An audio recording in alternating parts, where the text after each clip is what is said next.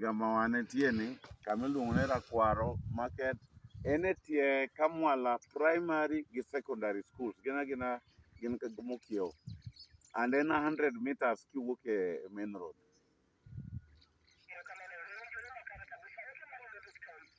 Wach mogik kaka wan joma lemo ma Nyasaye botelo e chunygi, nyasi ni nochak gi lemo gi Father Rombo mama wego parish Father Nyarombo mama wego parish okwongo lemo mogwedh weche te me dala ni nyaka liete midwa los go te nyaka bur midwa kuny mar museum no.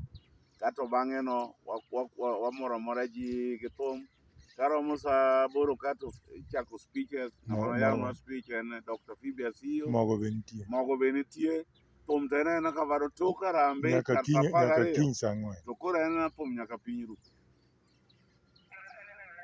Ero kwa danya Lydia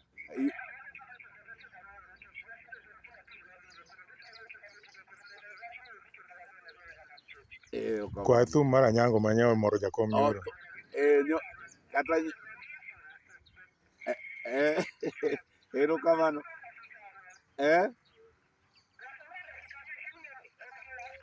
ng'ato nie batha ka en wach we wache matino be ma e coordinator marwa. Ber ahinya Lydia. Nyinga iluongo ni Wilson Were to nyinga mar oledhi mar thum tiluongo ni Papa Kwasi.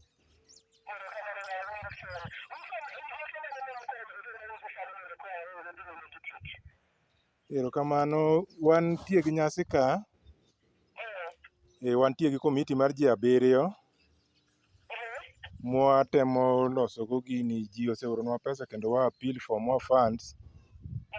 Kaber Nyasaye otelonwa to tarik 9 no Walei Foundation to kochopo kochopo tarik 8 dwe mar 12 to nwang' ka foundation orumo ma Museum orumo mondo koro yawe ayawa ayanga maber kabisa. Jakom Kodiyo owacho gik mwagombo timo ka achiel kuomgi en talent search no, yaw music school, drug abuse ahinya among the youth and jothumbe wagi.